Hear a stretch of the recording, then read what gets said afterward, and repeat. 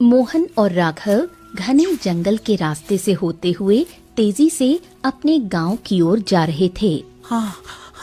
हरा चलते चलते चल राघव, यह जंगल तो बेहद ही खतरनाक है। इसके बारे में बड़ी डरावनी कहानियां मशहूर हैं। शाम होने वाली है, जल्दी जल्दी पाँव चला भाई। राघव हंसने लगा। अरे ये सब बकवास बातें हैं मोहन। अक्सर बड़े लोग बच्चों को डराने के लिए इस तरह की बातें करते हैं। देख नहीं रहा, वाह कितना खूबसूरत जंगल है। चारों तरफ हरियाली, झरने, पेड़, पहाड़। हाय हाय हाय हाय हाय हाय। मुझे तो लगता है कि हमें जंगल में रात में आराम करना चाहिए, मजा आएगा। क्या कहता है? अरे बोल ना, बोल। मोहन क्रोधित हो उठा। अरे धात तेरे की पगला गया है क्या राघव? ये कोई मजाक का समय नहीं है। पिछले दिनों कुछ लोग इसी जंगल से राज्य की ओर जा रहे थे। अगले दिन उनकी लाश जंगल के बाहर मिली। राम राम राम राम राम राम राम, जय हनुमान। क्या कहूँ, काश मैं तेरी बातों में ना आया होता। जल्दी पहुँचने के चक्कर में मैं जंगल से निकल पड़ा। राम राम राम राम राम राम राम राम राम राम राम राम। अरे बेवकूफ, जिस रास्ते से हम जा रहे थे वहाँ पानी ही पानी है और कीचड़ के अलावा कुछ था नहीं। ध्यान नहीं है क्या कल कैसे एकदम मूसलाधार जोरदार बारिश हुई है? अब क्या तू पानी में तैर के या डुबकी लगा के जाता है क्या, पगला कहीं का? राघव ने इतना कहा ही था कि अचानक जंगल में एक बेहद विचित्र और डरावनी आवाज गूंज उठी।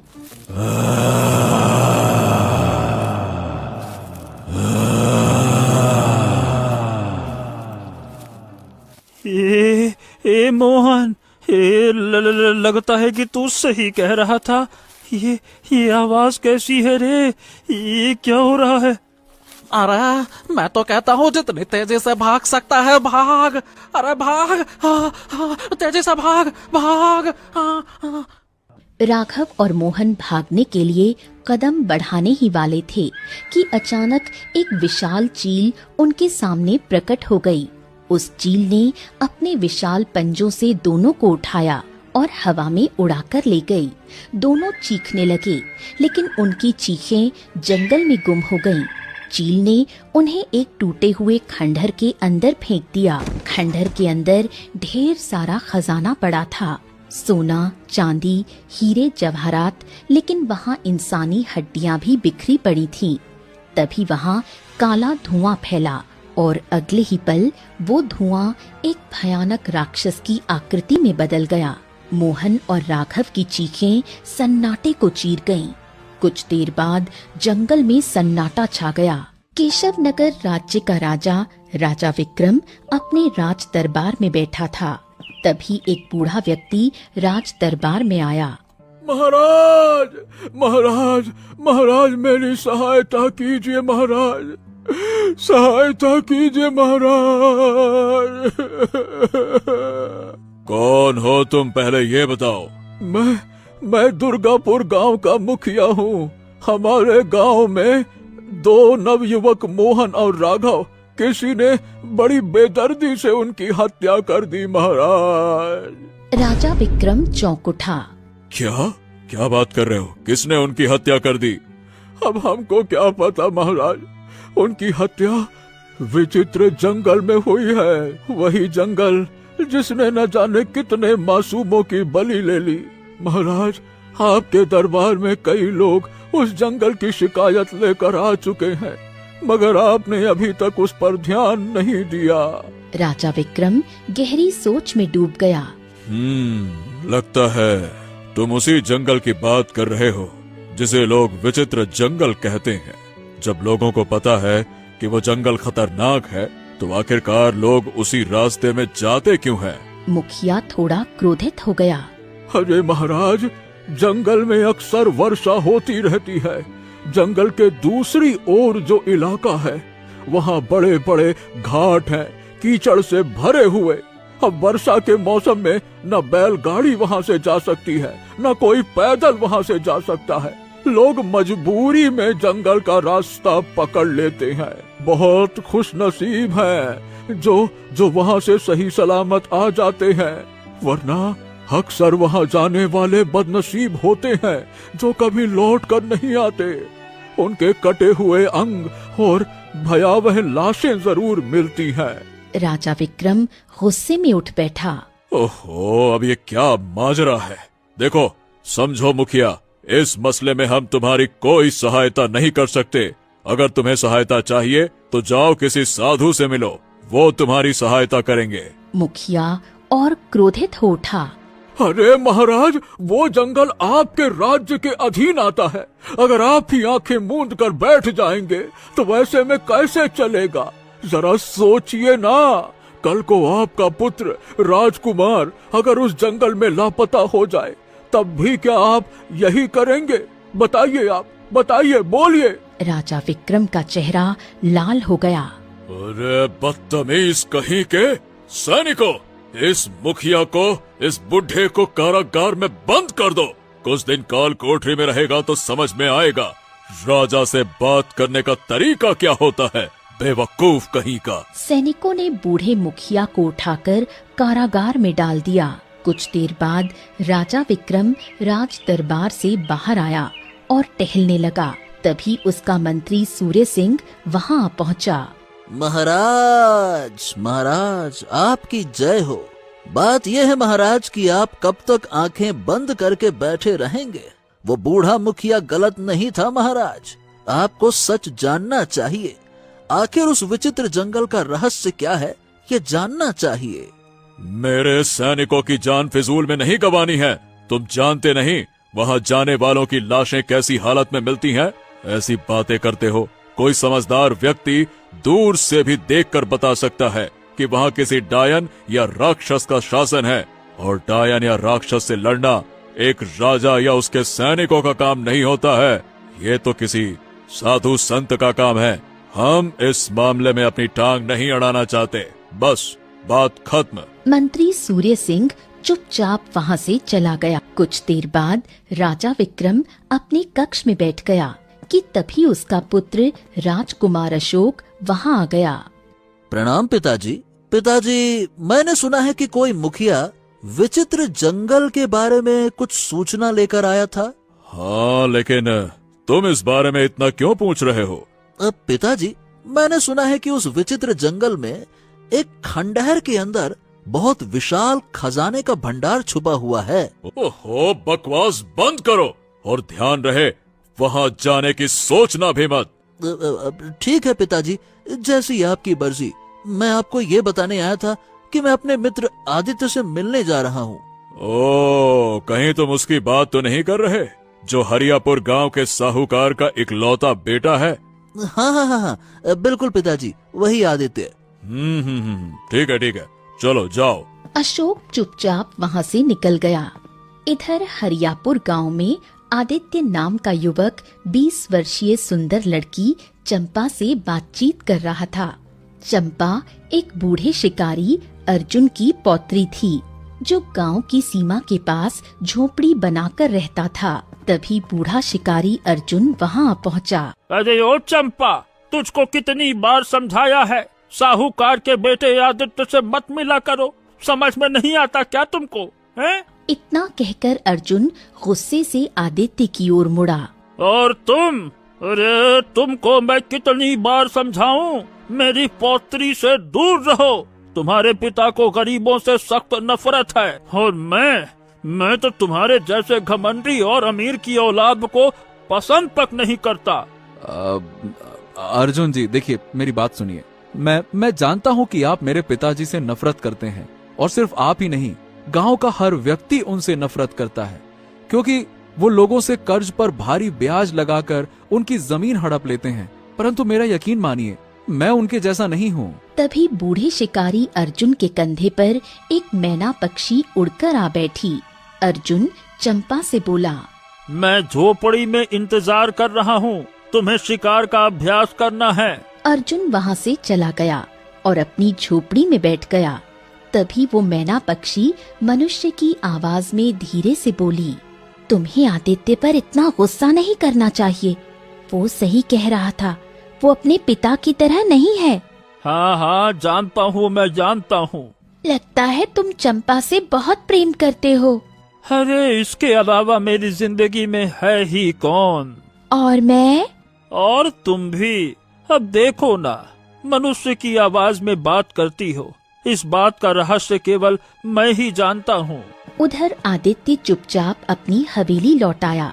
जैसे ही कदम रखे, उसका पिता साहूकार गुस्से से बोला, लाट साहब, जरा हमारी बात तो सुनते जाइए। हमने सुना है कि तुम किसी बूढ़े शिकारी अर्जुन की पौत्री से मिलने गए थे। कितनी बार तुमसे कहा है आदित्य कि तुम साहूकार के बेटे हो, साहूकार के। ये गरीब और छोटे लोगों से मिलना हमारी शान के खिलाफ है। तुम इन गरीबों को नहीं जानते अभी। ओहो, बस करिए बस। एक और शब्द मत कहिएगा। मैं पहले ही कह रहा हूँ, मैं आपकी तरह नहीं हूँ। तभी वहाँ राजकुमार अशोक आ गया। अशोक को देखते ही आदित्य का गुस्सा ठंडा पड़ गया और साहूकार के होठों पर भी मुस्कान लौट आई, क्योंकि अशोक और आदित्य बहुत गहरे मित्र थे। साहूकार वहाँ से चला गया। आदित्य ने मुस्कुराते हुए अशोक से कहा, अरे मेरे मित्र, मैं बस तुमको याद ही कर रहा था। अच्छा हुआ तुम आ गए। मैं भी तुम्हारे पास एक खास काम के लिए आया हूँ। अब देखो, बातें बातें सब बाद में, पहले तुम्हें जलपान करना होगा। चलो चलो चलो, अरे चलो भी, जल्दी चलो, आओ आओ। आदित्य अशोक को अपने कक्ष में ले गया, भोजन लगवाया और दोनों ढेर सारी बातें करने लगे। अगले दिन। हाँ, अब बताओ, किस बारे में बात कर रहे थे कल? क्या कह रहे थे? कुछ जरूरी बात करनी है? हाँ, मित्र, ये बताओ कि तुमने विचित्र जंगल के बारे में सुना है? आदित्य चौंक गया। हाँ हाँ हाँ हाँ, सुना है। उस जंगल के बारे में तो बड़ी डरावनी अफवाहें मशहूर हैं। वही तो, मैंने सुना है कि उस जंगल में एक खंडहर है और उस खंडहर के भीतर एक विशाल खजाना रखा हुआ है। मैं उस खजाने को हासिल करना चाहता हूँ। मैंने पिताजी से बात की, लेकिन वो डर गए। अब तुम बताओ, क्या तुम उस खजाने को हासिल करने में मेरा साथ दोगे? आदित्य गहरी सोच में डूब गया। मेरे दोस्त, वहाँ जाना खतरे से खाली नहीं है। अरे ये क्या यार, मुझे लगा था कि तुम मेरे सच्चे दोस्त हो, मेरा साथ दोगे। तुम भी डर के मारे पीछे हट रहे हो, मेरे पिताजी की तरह। दात तेरे की। आदित्य ने मुस्कुराते हुए कहा, अरे नहीं मेरे भाई, मैं किसी से डरता वरता नहीं हूँ। परंतु क्या है ना कि उस जंगल के बारे में मैंने डरावनी बातें भी सुनी हुई हैं। कहते हैं वहाँ जो भी जाता है वापस नहीं आता। कोई बड़ा रहस्य उस जंगल में छुपा हुआ है। अरे भाई, अब देखो, जो भी है, मैं डरता वरता नहीं हूँ। मुझे तो तुम बताओ, तुम मेरा साथ दोगे या नहीं दोगे, मुद्दे की बात। अरे कैसी बातें कर रहे हो? क्यों नहीं दूंगा? दोस्ती की है, और मैं उन दोस्तों में से हूँ जो अपने दोस्ती के लिए जान भी देने को तैयार होते हैं, समझे? ये हुई ना बात। तो फिर ठीक है, हम आज ही जंगल चलेंगे, ठीक है?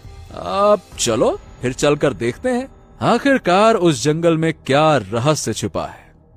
अशोक और आदित्य घोड़े पर सवार होकर गांव की सीमा के पास पहुंचे ही थे कि तभी रास्ते में उन्हें चंपा मिल गई, जो अपने दादा अर्जुन के साथ खड़ी थी। तुम कहाँ जा रहे हो? अब इनसे मिलो चंपा, ये मेरे मित्र हैं, राजकुमार अशोक। इन्हें कौन नहीं जानता? अब मैं अपने दोस्त के साथ विचित्र जंगल जा रहा हूँ। ये सुनकर बूढ़े अर्जुन की आंखें भय से फैल गईं। अरे भाई, तुम पागल वागल हो गए हो क्या? ये जानते हुए भी कि वहाँ जाना अपनी मौत को दावत देने के बराबर है, मुंह उठाकर वहाँ चल दिए हैं? हाँ, वो क्या है कि बात यह है काका कि मेरा मित्र अशोक वहाँ जाना चाहता है। उसने सुना है कि वहाँ एक खंडहर है और उस खंडहर में एक विशाल खजाना है, तो बस। अर्जुन क्रोधित हो गया। अरे मेरा कहना मानो, तुम वहाँ मत जाओ। क्षमा कीजिए, परंतु मैं अशोक को वचन दे चुका हूँ, और आप जानते हैं मैं वचन तोड़ता नहीं। अर्जुन गहरी सोच में डूब गया। कुछ देर बाद वो धीरे धीरे आदित्य के पास आया। मेरी बात ध्यान से सुनो। अगर तुम्हें वहाँ कोई भी अजीब चीज दिखाई दे तो तुम सिर्फ इतना कहना, मुझे मत मारो, मुझे ढूंढने के लिए अर्जुन शिकारी आएगा। यकीन मानो, ये बात तुम्हारे और तुम्हारे मित्र के लिए जीवन बान बन सकती है। आदित्य चौंक गया। अरे, अपनी जान बचाना चाहते हो तो यही कहना। हाँ, चल चंपा, अंदर चल। इतना कहकर अर्जुन चंपा को लेकर अपनी झोपड़ी वापस लौट आया। अशोक और आदित्य अपने घोड़े बढ़ाते हुए घने जंगल की ओर निकल पड़े। कुछ देर बाद वो विचित्र जंगल की सीमा पर पहुंच गए। अच्छा आदित्य, उस वक्त मैंने तुमसे पूछा नहीं था, पर अब बताओ कि उस बूढ़े शिकारी ने तुम्हें आखिरकार क्या कहा था? उसने, अरे क्या ही बताऊं, उसने क्या कहा मुझे कुछ समझ ही नहीं आया। तभी अशोक की नजर दूर खंडहर पर पड़ी। अरे आदित्य, वो देखो, सामने एक खंडहर। हाँ, सुनो राजकुमार, तुमने गौर नहीं किया? उस खंडहर के अंदर सुनहरी रोशनी चमक रही है। इसका मतलब खजाना यही है। अशोक और आदित्य अपने घोड़ों को दौड़ाने लगे। अचानक घोड़े बुरी तरह बिदक गए और दोनों को पटककर भाग खड़े हुए। दोनों उठ भी नहीं पाए थे कि अगले ही पल आसमान से एक विशाल चील झपटती हुई आई। कितने लोग काल के गाल में समा चुके हैं, लेकिन फिर भी यहाँ आने से बाज नहीं आते। इतना कहकर चील ने अपने विशाल पंजों से अशोक और आदित्य को पकड़ा और उन्हें हवा में उड़ाकर खंडहर की ओर ले गई। चील ने दोनों को खंडहर के भीतर पटक दिया। जमीन पर गिरते ही उनकी नजर चारों ओर बिखरे कंकालों पर पड़ी। अरे बाप रे बाप, इसका मतलब जंगल के बारे में जो बातें सुनी थी वो सब सच थी। चील दोनों के चारों ओर मंडराने लगी। अचानक चारों ओर काला धुआं फैल गया। अगले ही पल वो धुआं एक भयानक राक्षस की आकृति में बदल गया। आदित्य के कानों में बूढ़े अर्जुन के शब्द गूंज उठे। आदित्य कांपते हुए राक्षस की ओर मुड़ा। देखो, मुझे मत मारो। तुझे क्या लगता है हम तेरी बात मानेंगे? मुझे ढूंढने के लिए अर्जुन शिकारी यहाँ जरूर आएगा। मुझे मत मारो। ये सुनकर चील और राक्षस दोनों चौंक गए। राक्षस के कदम ठिठक गए। तो फिर तुम्हें जिंदा रहना पड़ेगा। पहले मैं अर्जुन को मारूंगी, फिर उसके बाद तुम दोनों की बारी आएगी। इतना कहकर चील रंग बिरंगी चमक छोड़ते हुए वहाँ से गायब हो गई। राक्षस गुस्से से उनकी ओर झपटा। तो तुम दोनों राख हो जाओगे। ये खंडहर काले मंत्रों से अभिमंत्रित है। इतना कहकर राक्षस भी धुएं में बदलकर गायब हो गया। उधर अगले दिन आदित्य घर नहीं लौटा। साहूकार की चिंता बढ़ गई। राजमहल में राजा विक्रम भी अशोक की गैर मौजूदगी से चिंतित हो उठा। मंत्री जी, हमारा घोड़ा तैयार करो। न जाने क्यों हमारे मन में बार बार रह रहकर बुरे बुरे विचार आ रहे हैं। हम अभी इसी समय हरियापुर के लिए रवाना होंगे। जल्दी करो। राजा विक्रम मंत्री सूरज सिंह के साथ हरियापुर पहुंच गया। साहूकार ने राजा विक्रम को देखकर चौंकते हुए कहा, मेरा पुत्र अशोक कहाँ है? महाराज, पता नहीं। मेरा पुत्र आदित्य भी उसके साथ गया था। कल दोनों घोड़े पर निकले थे, अभी तक वापस नहीं लौटे। तभी एक बूढ़ा गांव वाला दौड़ता हुआ अंदर आया। महाराज महाराज महाराज, मैं जानता हूँ कि वो दोनों कहाँ गए हैं। मैं बताता हूँ आपको। राजा विक्रम और साहूकार दोनों चौंक गए।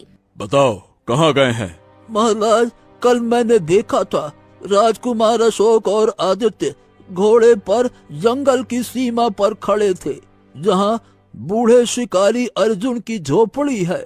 वो दोनों विचित्र जंगल में जाने की बातें कर रहे थे और अर्जुन की पौत्री उन्हें रोक रही थी। राजा विक्रम और साहूकार दोनों ने सिर पकड़ लिया। ओहो, हे भगवान, आखिरकार मेरे मूर्ख बेटे ने वही गलती की जिसका मुझे डर था। विचित्र जंगल, अरे विचित्र जंगल में जो भी गया है वहाँ से वापस नहीं आया। महाराज, सिर्फ एक व्यक्ति है जो उस जंगल से जिंदा लौट कर आया है। राजा विक्रम ने चौंक कर पूछा। क्या? कौन है वो? वो कोई और नहीं, वो इस गांव का अर्जुन शिकारी है। वो अपनी पौत्री चंपा के साथ रहता है। कहते हैं अर्जुन कभी बहुत बड़ा शिकारी था। सालों पहले वो अपने पूरे परिवार के साथ जंगल गया था और अकेला लौटा। उसके साथ न उसकी माँ थी न उसका बेटा, सिर्फ उसकी पौत्री थी चंपा, जो उस समय सिर्फ 1 साल की थी। राजा विक्रम ने साहूकार की ओर देखा। ठीक है, तो तुरंत अर्जुन शिकारी के घर पे चलो। चलो। राजा विक्रम साहूकार के साथ सीधा अर्जुन शिकारी की झोपड़ी जा पहुंचा। मैं जानता था कि आप दोनों मेरे पास जरूर आएंगे। अर्जुन, मेरी बात समझने की कोशिश करना। मेरा पुत्र अशोक और साहूकार का बेटा आदित्य दोनों विचित्र जंगल गए हैं। हमें पता लगा है कि उस जंगल से सिर्फ तुम ही जिंदा लौट कर आए थे। मैं चाहता हूँ कि तुम हमारी सहायता करो। अर्जुन गहरी सोच में डूब गया। ठीक है, मैं तैयार हूँ, लेकिन मेरी एक शर्त है। साहूकार चौंक गया। कैसी शर्त? शर्त ये है कि तुमने गांव वालों की जितनी भी जमीन छीनी है उसको लौटाना होगा और मुझको वचन देना होगा कि अब किसी किसान की जमीन पर तुम कभी भी कब्जा नहीं करोगे। उनका जो नुकसान किया है उसकी भरपाई भी करोगे। बोलो। साहूकार ने राजा विक्रम की ओर देखा। हाँ, ठीक है, मैं वचन देता हूँ साहूकार ऐसा ही करेगा। अर्जुन ने सिर झुकाकर हामी भरी। उसी वक्त मैना पक्षी उड़ती हुई आई और अर्जुन के कंधे पर बैठ गई। इसका मतलब समय आ गया है। हाँ, समय आ गया है। तुम्हें पता है कि तुम्हें क्या करना है। जब मैं वहाँ पर पहुँचूं तो तुम सही समय देखकर खंडहर की ऊंची दीवार पर जाकर बैठ जाना। चंपा रोते हुए दादा के गले लग गई। दादाजी, मैं आपको अकेले नहीं जाने दूंगी। मैं भी आपके साथ चलूंगी। नहीं चंपा, नहीं, तुम यहीं रहोगी। मेरा इंतजार करना, मैं जरूर लौटूंगा। अर्जुन ने अपना धनुष उठा लिया। राजा विक्रम साहूकार के साथ विचित्र जंगल की ओर रवाना हो गया। कुछ घंटों बाद अर्जुन, राजा विक्रम और साहूकार खंडहर के पास खड़े थे। तुम्हारे बेटे यहीं होंगे, मुझे पूरा विश्वास है। इतना कहकर अर्जुन आगे बढ़ा। राजा विक्रम और साहूकार पीछे पीछे खंडहर में घुसे। राजकुमार अशोक और आदित्य ने अर्जुन को देखा। दोनों चौंक पड़े। अचानक आकाश से वो विशाल चील उतरी। आखिरकार वो दिन आ ही गया। अर्जुन, अब मैं तुझे मारूंगी और उसके बाद एक एक कर इन सबको भी। तभी काला धुआं उठा और एक पल में वो धुआं भयानक राक्षस में बदल गया। तभी अचानक मैना पक्षी उड़कर खंडहर की दीवार पर बैठ गई। उसकी आंखों से आंसू बहने लगे। अर्जुन, तुम्हारा निशाना कभी नहीं डगमगाया, इस बार भी नहीं डगमगाना चाहिए। याद रखना, जो काम इंसानियत की भलाई के लिए हो वो हाथ कभी कांपते नहीं। अर्जुन फूट फूट कर रो पड़ा। अगले ही पल उसने बिजली की गति से धनुष पर तीर चढ़ा दिया। रुक अर्जुन, तुझे पता भी है अगर तीर छोड़ा तो तू अपनी ही माँ का हत्यारा कहलाएगा, क्योंकि मैं तेरी माँ हूँ और ये राक्षस तेरा बेटा। अर्जुन की आंखों में आंसू छलक गए, लेकिन उसके हाथ में कपकपी नहीं थी। अर्जुन ने बिजली जैसी तेजी से तीर छोड़ा। तीर सीधा मैना पक्षी के शरीर में धंसा उसके पंख बिखर गए। वहीं चील और राक्षस का शरीर एक साथ जलने लगा। एक भयानक धमाके के बाद सब कुछ राख हो गया। चारों तरफ सन्नाटा छा गया। अचानक रंग बिरंगी किरणें फूटी और एक साधु प्रकट हो गया। तुम्हें पता है जो किया है उसका असर तुम पर पड़ेगा। तुम ज्यादा देर तक जीवित नहीं रह पाओगे। मुझे जीवित रहना भी नहीं है। नहीं रहना जीवित नहीं। राजा विक्रम और साहूकार चौंक पड़े। अर्जुन अर्जुन ये सब क्या है? वो चील, वो कहती है कि वो तुम्हारी माँ है और वो कहती है कि राक्षस तुम्हारा अपना पुत्र है। ये क्या है? अर्जुन कांपते होठों से बोला। बरसों पहले की बात है, जब मेरा एक परिवार हुआ करता था। मेरे परिवार में मेरी माँ थी, मेरा बेटा था जिसकी पत्नी चंपा को जन्म देते ही चल बसी। हमारा पूरा परिवार जंगल में शिकार करता था, वहीं से जीने का सहारा था। अर्जुन अपनी झोपड़ी पहुंचा ही था कि तभी उसकी माँ उसके पास आकर बोली, अर्जुन, मैं मोहन के साथ जंगल जा रही हूँ। ओहो माँ, मोहन की पत्नी का कुछ समय पहले ही देहांत हुआ है और उसकी बेटी चंपा, वो तो अभी केवल 1 साल की है। मुझे लगता है कि अब आपको घर पर रहकर चंपा का ख्याल रखना चाहिए। अब आपको जंगल जाने की जरूरत नहीं है। शिकार का काम मैं और मोहन कर लेंगे। अर्जुन मत भूल, हम शिकारी हैं और मैं तेरी माँ हूँ। शिकार करना मैंने ही तुझे सिखाया है। अर्जुन गहरी सोच में डूब गया। तो फिर 2 दिन बाद फिर हम सब साथ में चलेंगे। मैं किसी काम से 2 दिन के लिए दूसरे गांव जा रहा हूँ। कोई बात नहीं, तुम 2 दिन बाद जंगल आ जाना। तुम तो जानते हो, जंगल में हमारा ठिकाना वही पुराना खंडहर है। तब तक मैं और मोहन वहां जाकर शिकार की तैयारी कर लेंगे। इतना कहकर अर्जुन की माँ मोहन और छोटी चंपा को लेकर वहां से चली गई। कुछ घंटों बाद वो तीनों जंगल के उसी खंडहर में पहुंच गए। खंडहर के भीतर तंत्र मंत्र की चीजें बिखरी थीं। खंडहर के अंदर जमीन पर सिंदूर से 3 गोल घेरे बने थे। आसपास कुछ जानवरों की हड्डियां पड़ी थीं। अर्जुन की माँ एक घेरे में बैठ गई, मोहन दूसरे घेरे में और चंपा को तीसरे घेरे में लिटा दिया। लकड़ियां जलाओ। मोहन ने तुरंत लकड़ियों में आग लगा दी। जैसे ही आग जल उठी, अर्जुन की माँ ने तेज स्वर में मंत्र पढ़ना शुरू किया। कुछ देर बाद उसकी आवाज भारी हो गई। राक्षस, तुम्हें हम प्रसन्न करने में सफल हुए हैं। हमें ढेर सारा खजाना मिला, पर अब चाहिए अमरता का वरदान। अचानक जंगल की हवा कांप उठी। खंडहर के भीतर काला धुआं फैल गया। धुएं से एक भयानक राक्षस प्रकट हो गया। मैं तुमसे प्रसन्न हूँ। मेरी प्रसन्नता का सबूत तुम्हारे सामने पड़ा ये विशाल खजाना है। मोहन की आंखों में लालच चमक उठा।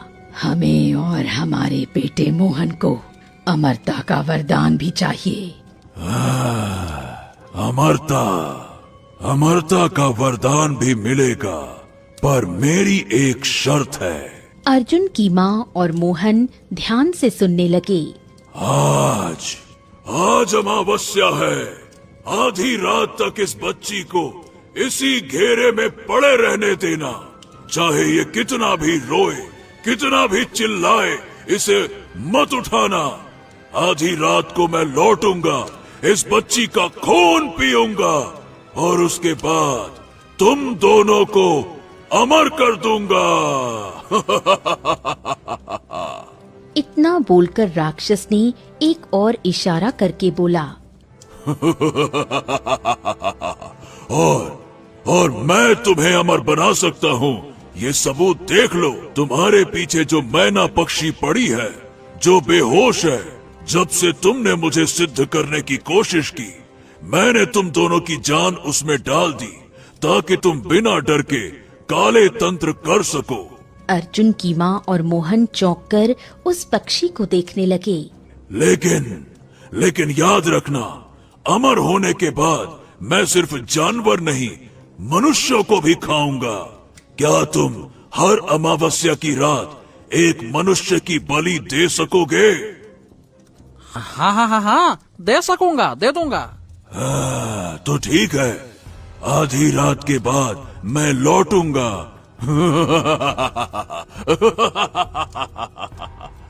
इतना कहकर राक्षस काले धुएं में बदलकर गायब हो गया। अर्जुन की माँ खुशी से मोहन की ओर बढ़ी। अब हमें अमर होने से कोई नहीं रोक सकता। अब हमारे पास इतना खजाना है कि हम संसार में सबसे अधिक धनवान हैं। तभी अचानक खंडहर का दरवाजा जोर से चरमराया। अर्जुन अंदर आ गया। उसके चेहरे पर भयानक गुस्सा था। काफी दिनों से तुम्हारा और मोहन का बदला हुआ व्यवहार देख रहा था। आज मेरा शक यकीन में बदल गया। इसीलिए मैंने झूठ बोला कि मैं दूसरे गांव जा रहा हूँ, ताकि तुम पर नजर रख सकूं। अर्जुन की आंखें गुस्से से जल रही थीं। तो तुम लोग यही सब कर रहे हो? भगवान का रास्ता छोड़कर शैतान की पूजा कर रहे हो? ये सुनकर उसकी माँ भड़क उठी। बकवास मत कर। हम तुझे भी अपनी योजना में शामिल करना चाहते थे, लेकिन तेरी अच्छाई को देखकर रुक गए। आखिर क्या रखा है जिंदगी में? शिकार करते रहो। मैं बूढ़ी होकर मरना नहीं चाहती, और ना मैं अपने पौत्र को ऐसी जिंदगी जीने देना चाहती हूँ। मैं चाहती हूँ कि हम दोनों अमर हों और दुनिया के सबसे अमीर। अच्छाई के लिए दोनों कुर्बान, क्योंकि मनुष्य जब भी अमरता हासिल करना चाहता है उसके मन में लालच आ ही जाता है। ये बिखरी हुई जानवरों की हड्डियां इसी बात की गवाही हैं कि तुमने कितनी बेदर्दी से एक राक्षस को प्रसन्न करने के लिए इन्हें मारा है। मैंने अपनी आंखों से देखा है, राक्षस ने तुमसे वचन लिया है कि अमरता प्राप्त करने के बाद तुम हर अमावस की रात एक बलि दोगे, और तुम दोनों ने कितनी खुशी खुशी उसकी शर्त मान ली। तुम्हें और मेरे पुत्र को अब इस संसार में रहने का कोई अधिकार नहीं। इतना कहते ही अर्जुन ने अपना धनुष उठाया और तीर चढ़ाकर सीधे अपनी माँ की ओर चला दिया। लेकिन तीर उसकी माँ के शरीर से टकराया और नीचे गिर पड़ा। अर्जुन ने तुरंत दूसरा तीर मोहन पर चला दिया।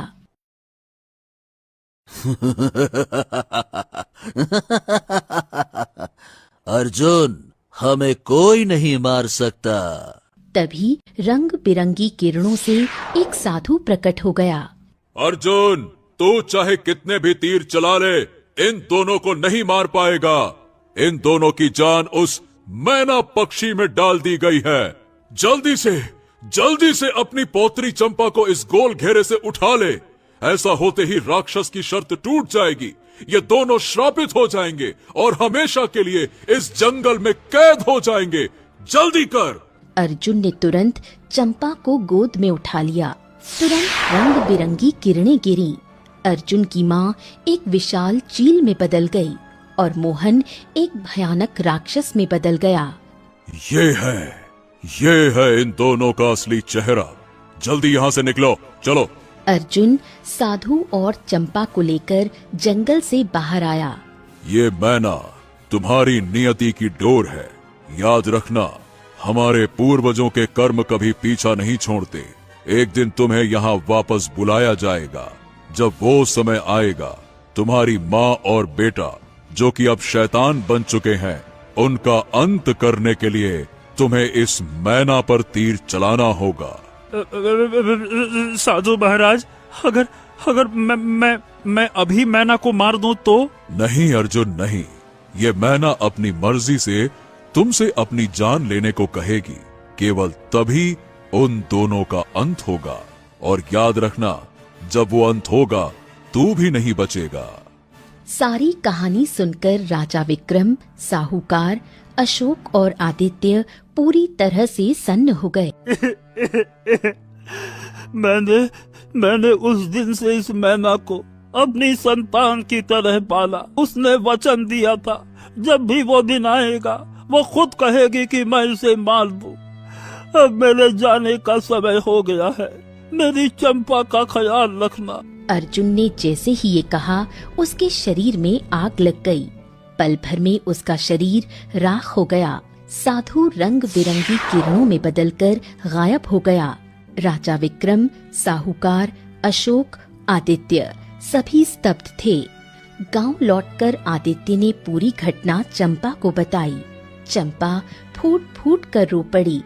आदित्य ने चुपचाप अपनी उंगलियों से चंपा की मांग में सिंदूर भर दिया और उसे अपनी पत्नी बना लिया। साहूकार उस दिन से पूरी तरह बदल गया। राजा विक्रम एक न्याय प्रिय राजा बन गया। विचित्र जंगल और बूढ़े शिकारी का रहस्य सुलझ चुका था।